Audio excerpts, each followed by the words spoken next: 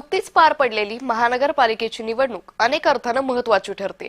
ज्या प्रकारे देवेंद्र फडणवीसांची वाढलेली ताकद दिसली, त्याच प्रकारे उपमुख्यमंत्री एकनाथ शिंदे आणि अजित पवारांच्या मर्यादा सुद्धा स्पष्ट झाल्या। भाजप पुन्हा एकदा सर्वात मोठा पक्ष ठरल्यानं शिंदे आणि दादा यांची डोकेदुखी वाटलीय। यामध्येही शिंदेंना अधिक टेन्शन असणार आहे, कारण ते एकदा मुख्यमंत्री राहिलेले आहेत आणि पुन्हा ते पद भुजवण्याची त्यांची प्रचंड महत्त्वाकांक्षा आहे। पाहुयात याच संदर्भातला हा स्पेशल रिपोर्ट।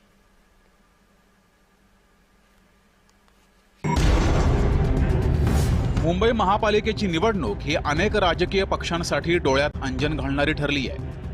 एकीकडे पवार काका पुतण्याला पुणे आणि पिंपरी चिंचवडमध्ये जबर फटका बसला, तर दुसरीकडे मुंबईमध्ये ठाकरे बंधूंना प्रमुख विरोधी पक्ष बनण्यावर समाधान मानावं लागलंय।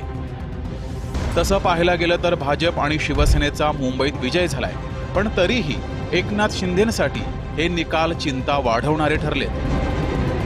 त्याचं पहिलं कारण आहे स्ट्राईक रेट।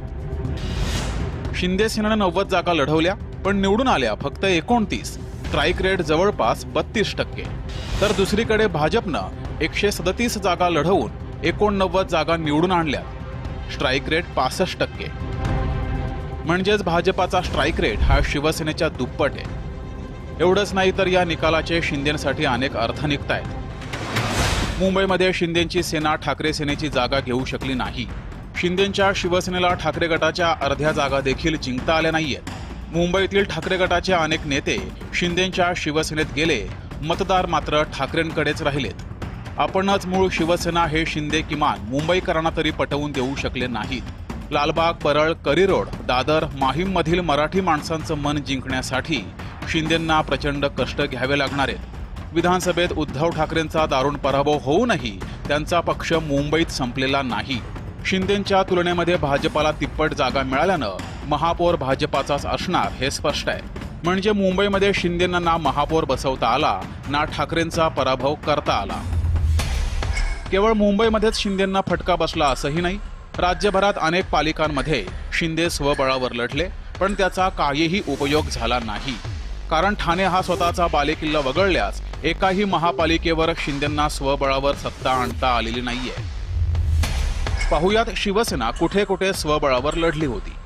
नवी मुंबई, उल्हासनगर, मीरा भाईंदर, अकोला, अमरावती, जालना, छत्रपती संभाजीनगर, धुळे, सांगली, मिरज, कुपवाड, पिंपरी चिंचवड, सोलापूर, नांदेड आणि लातूर। बरं, ठाण्यामध्ये शिंदेंच्या जागा भाजपापेक्षा जास्त असल्या तरी भाजपानं 2 वर्ष महापौर पद मिळावं अशी मागणी सुरू केली आहे। महापौर असेल, सभागृह नेता असेल, स्टँडिंग कमिटी असेल, या सगळ्या गोष्टींमध्ये त्याचबरोबर वेगवेगळ्या समित्या आहेत। याच्यामध्ये महत्वाचा रोल जर नसेल तर दिलेले शब्द आणि जो रोडमॅप आम्ही ठाण्याच्या विकासासाठी प्लॅन केलेला आहे त्याच्यामध्ये कुठेतरी अडचण येऊ शकते।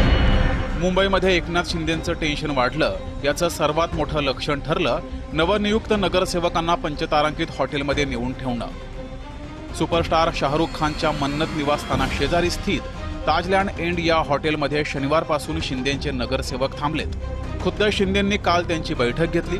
त्याबद्दल माध्यमांनी जेव्हा शिंदेंना विचारलं तेव्हा ते काय म्हणाले पाहू।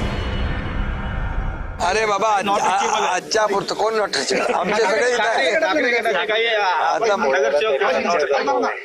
खरं म्हणजे बघा, तुम्हाला सांगतो, हे आता त्यांना त्यांची भीती आहे। त्यांच्या नगरसेवक त्यांनी त्यांचे नगरसेवक सांभाळून ठेवावे। आता शिंदेंवर त्यांचे नगरसेवक हॉटेलमध्ये ठेवण्याची वेळ यावी आणि त्यावर संजय राऊतांनी प्रतिक्रिया दिली नाही, असं होणं अशक्यच। बघा की असं आहे की आमचे नगरसेवक जे आहेत हे आपापल्या घरी आहेत।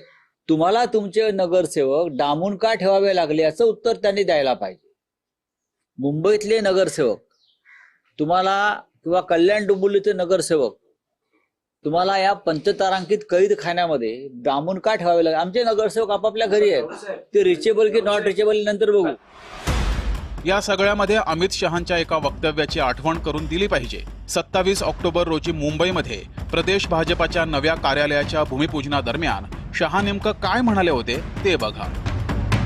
महाराष्ट्र में बीजेपी पार्टी भाजपा ये किसी बैसाखी के आधार पर नहीं चलती, अपने बूते पर खड़ी।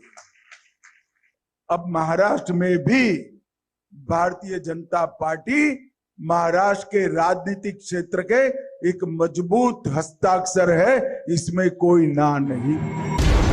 100% भाजप हे अंतिम ध्येय ना अमित शहा विसरलेत ना देवेंद्र फडणवीस, आणि म्हणूनच 2029 ची निवडणूक भाजप पूर्णपणे स्वबळावर लढण्याचा प्रयत्न करणार यात शंका नाहीये।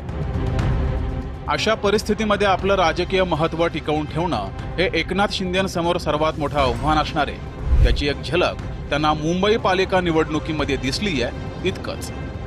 अमेय चुंबळेसह ब्युरो रिपोर्ट, जय महाराष्ट्र न्यूज, मुंबई।